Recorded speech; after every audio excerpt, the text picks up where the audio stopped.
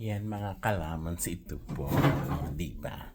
May new venture ako, ha? Tingnan mo. Try lang to, ha? Ayan ang ingredients ko. Banana at saka yan, mango lemon juice. Saka yung made ice lang. O, ginagawa ko lang yun sa bahay, di ba? Ngayon, i-try ko siyang i-mix. One banana. Put it in my, ano siya, food processor lang kasi wala ako anong tawag niyan. So ngayon, try ko lang, putol-putol lang, diba? Ano ko lang to, sa akin lang to, venture ko yan, trip lang po ito. Pero pag nag-work, ayan, diba, nilagay ko yung buong yelo para siya malamig at saka ito. Ayan.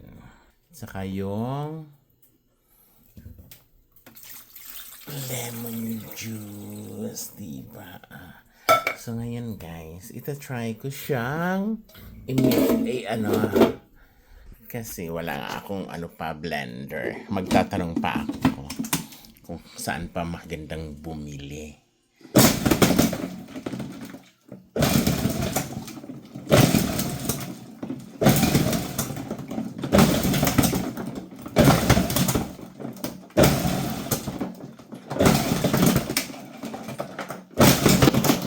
Ay!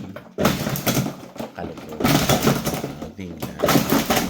Ano po yan, ano lang yan, trial lang yan, kaya pati yung yellow kakalaki. Tingnan natin kung ano kalalabasan.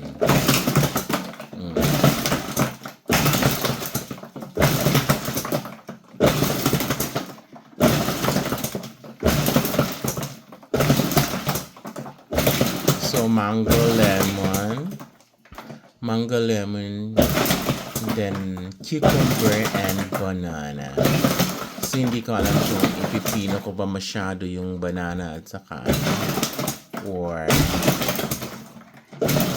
tama na siya. Diba? Ano ba? Gusto ko bang pa siya? I-liit pa?